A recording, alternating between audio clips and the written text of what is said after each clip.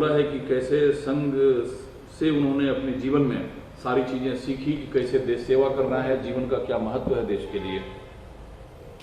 देखिए, ये तो सभी लोग जानते हैं कि नरेंद्र मोदी जी संघ की पैदाइश है। संघ से उनका सामाजिक राजनीतिक जो भी काम शुरू किया उन्होंने वो आरएसएस से किया है। तो ये कोई छुपी हुई तो बात नहीं है, ये तो खुली किताब की तरह है। अब जहाँ तक उसकी तारीफ़ करने की बात है तो जाहिर है कि जिस संगठन से वो जुड़े रहे हैं या जिस संगठन की वो उपज है तो उसकी तारीफ़ करना उनके लिए मजबूरी भी है और हम समझते हैं कि ज़रूरी भी है।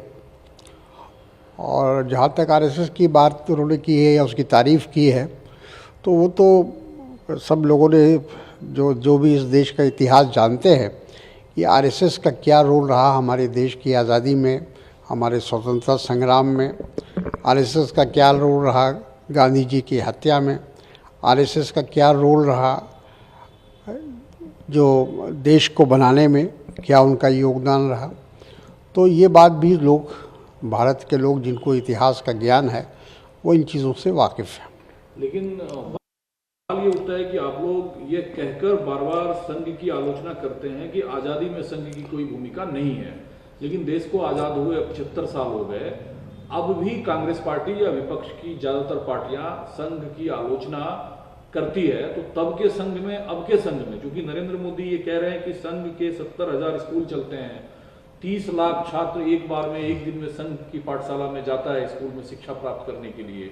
तो ये जो आलोचना आज़ादी के काल की है, तब और अब के संघ में आपको कोई फर्क दिखता है या अब भी आप संघ को उसी दृष्टि से देखते हैं? देखिए, आरएसएस का जो मेन थीम है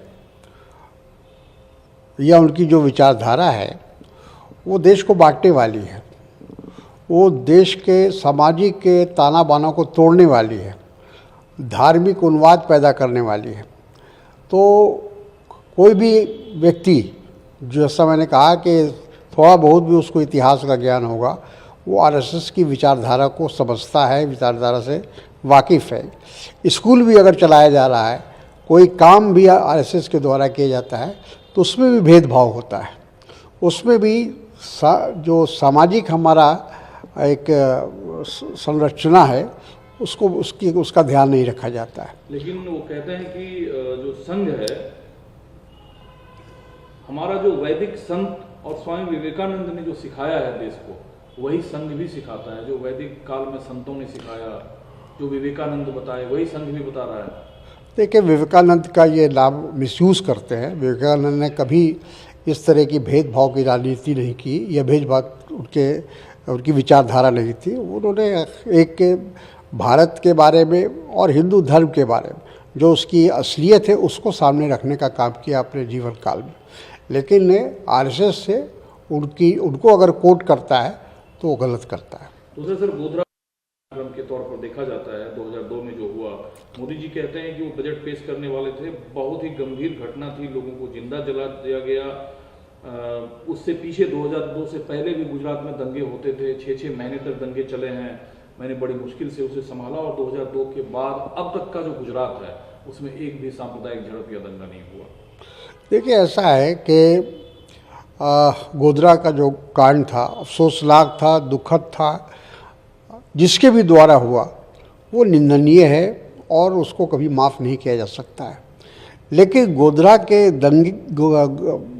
आग लगने के बाद या जिंदा जलाने के बाद जो घटनाएं वहाँ हुई गुजरात के अंदर, और जिस तरह से खुलेआम एक तरह से कहा जाए तो दंगे कराए गए, और वो मुख्यमंत्री के संरक्षण में, नरेंद्र मोदी जी के संरक्षण में वो काम हो रहा था। उसका जिक्र जब प्रधानमंत्री के रूप में जब वहाँ अटल बिहारी वाजपेयी जी गए तो उन्होंने इस बात को महसूस किया और उन्होंने प्रधानमंत्री की हैसियत से, देश के मुखिया होने की हैसियत से उन्होंने उस तत्काल मुख्यमंत्री नरेंद्र मोदी को कहा कि आपको राजधर्म का निर्वाह करना चाहिए। इसका मतलब वो राजधर्म का निर्वाह नहीं कर रहे थे। लेकिन वो कहते हैं कि विपक्ष जो आज का है वो सत्ता में था और उन्होंने उनके खिलाफ झूठे मामलों में उन्हें सजा दिलाने की कोशिश की। हालांकि न्यायपालिका ने पूरे घटनाक्रम को विस्तार से देखा और 2002 के आरोपियों को, गुनहगारों को सजा मिल चुकी है, लेकिन सत्ता में बैठे उस वक्त के लोग उन्हें फंसाने की कोशिश किया। देखिए, अब उनके वो अपना तर्क देते रहे। देखिए, बहुत सारे जो मुकदमे होते हैं, बहुत सारे जो ऐसी घटनाएं होती हैं, सबूत के अभाव में वो निर्दोष साबित हो जाते हैं या वो केस ख़त्म हो जाते हैं। ठीक है, कोई सबूत वैसा नहीं मिला अदालत के सामने, न्यायालय के सामने, लेकिन जो हकीकत है, जो सारी दुनिया ने स्वीकार किया, ये भी लोग जानते हैं कि जब प्रधानमंत्री बनने से पहले तक नरेंद्र मोदी जी को यूएसए का वीज़ा नहीं दिया जा रहा था। ये कहा जा रहा था कि ये इन्होंने अपने कार्यकाल में नरसंहार किया है। इसलिए बहुत सारे यूरोप के देश और अमेरिका, ऐसे कई देश थे जिन्होंने इनकी एंट्री पर बैन लगा दिया था। दूसरा सर, तो प्रधानमंत्री ने कहा कि उन्होंने खुद पहल की, लाहौर गए, प्रधानमंत्री को अपने शपथ में बुलाया, शांति के सभी प्रयास भारत किए, सारे प्रयास विफल साबित हुए। पाकिस्तान जो है राज्य प्रायोजित आतंकवाद फैलाता है, भारत में आतंकवाद निर्यात करता है। और भारत जो है वो शांति और समन्वय पाकिस्तान के साथ चाहता है, लेकिन पाकिस्तान की तरफ से कभी कोशिश नहीं की गई। देखिए, भारत ने हमेशा पाकिस्तान के साथ दोस्ती का हाथ बढ़ाया है और कोई भी प्रधानमंत्री रहा हो देश का, उसने ही कोशिश की। और इससे पहले भी भारतीय जनता पार्टी के जो प्रधानमंत्री बने अटल बिहारी वाजपेयी, वो बस लेकर लाहौर गए, उन्होंने भी पूरा प्रयास किया था। और भी प्रधानमंत्रियों ने प्रयास किया था, शास्त्री जी हों, पंडित जी हों, इंदिरा जी हो, सबों ने ट्राई किया, राजीव जी ने भी किया, लेकिन पाकिस्तान का रवैये में कोई तब्दीली नहीं आई। वो हिंदुस्तान को एक अलग नज़र से देखते हैं।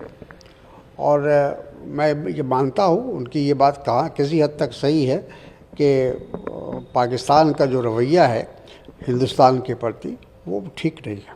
लेकिन सर, आप तो मेरी विदेश नीति पे सवाल उठा जब मैं सभी 7 देशों को अपने शपथ ग्रहण समारोह में बुलाया। इवन पाकिस्तान के प्रधानमंत्री को मैं जब लाहौर गया, विपक्ष के तौर पर आपको पता है आलोचना हुई थी, लेकिन मैंने स्पष्ट संदेश दिया था कि भारत पाकिस्तान के साथ क्या चाहता है।